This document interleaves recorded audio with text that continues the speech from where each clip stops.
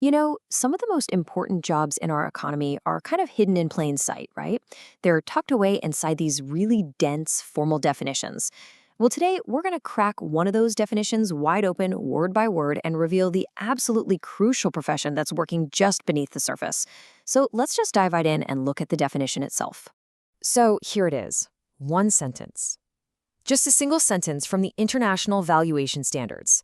I know, it might look like a bunch of dry, technical jargon, but trust me, this is the entire blueprint for a profession that decides the price of almost everything you can think of, from skyscrapers to tech startups.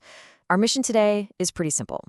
We're going to break this down and really understand the massive weight behind every single word here. All right, so where do we even begin? Let's start with the very first part of the definition. It answers the most basic questions. Who can even be a valuer, and where do they do their work? What's really interesting right off the bat is that this role isn't just for some lone wolf expert. I mean, sure, a valuer can be a single person, but it can also be a whole specialized team inside a bigger company, or even an entire firm that does nothing but valuation services. And you'll find them in a couple of different settings. A valuer can be internal, so picture an employee at a big bank who values the bank's own real estate, or they can be external, like an independent consultant you'd hire to give an impartial price on something you're trying to sell. But here's the key takeaway. Whether they're working from the inside or the outside, the standards they have to meet are exactly the same. Okay, so let's keep building this out. We know who they are and where they work, but what do they need to have before they can even start doing the job? Well, the definition lays out three core requirements, three foundational pillars. Seriously, think of these as the three pillars that hold up the whole profession. First, you've got qualifications. That's the formal education, the degrees, the certifications.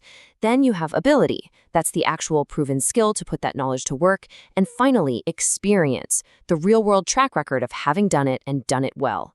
You can't just have one or two. A valuer has to be built on all three. So they've got the knowledge, they've got the resume. But this next part of the definition, it's arguably the most critical piece of the puzzle. It's not about what a valuer knows, it's all about how they must act. This is basically their moral compass. First up, they have to be objective. This means the valuation is based on cold, hard facts, on data, on verifiable evidence. It can't be based on gut feelings, on speculation, or on what somebody wishes an asset was worth. It's all about the numbers, not the narrative. Second, and this one goes hand in hand with being objective, is being unbiased. A valuer simply cannot have a personal stake in the outcome. They can't get paid more if the value is high or get a bonus if it's low. They have to be a totally neutral, impartial party whose only job is to find the most fair and accurate number. No skin in the game. Third, they must be ethical. And this is kind of the big umbrella principle, right? It's all about professional integrity. It means sticking to a strict code of conduct, keeping information confidential, and basically just acting in a way that deserves the massive amount of trust people place in this profession. And finally, we have competent. This is so important. It means a valuer has to have the specific, up-to-date knowledge for the job in front of them. For instance, the person who's a total pro at valuing a commercial office building, they might not be the right person to value a new pharmaceutical patent. Competence is all about having the right skills for the right job. Okay, so we've taken all the pieces apart, we've laid them all out. Now let's put them back together and see the whole picture. And we'll start with that very last line of the definition. This little sentence right here, it might look like a footnote, but it adds a huge layer of seriousness.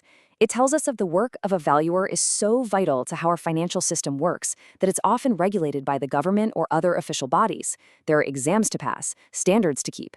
This isn't just some casual job, it's a licensed profession. So let's look at this one more time. It's not just a block of text anymore, is it? We can see it all now. A valuer can be an individual or a whole firm, working inside a company or from the outside. They have to stand on those three pillars: qualifications, ability, and experience. They have to be guided by that four-part moral compass: be objective, unbiased, ethical, and competent. And on top of all that, they're often licensed, which means they're accountable to a higher authority. See? Every single word in there has a purpose. It all boils down to this.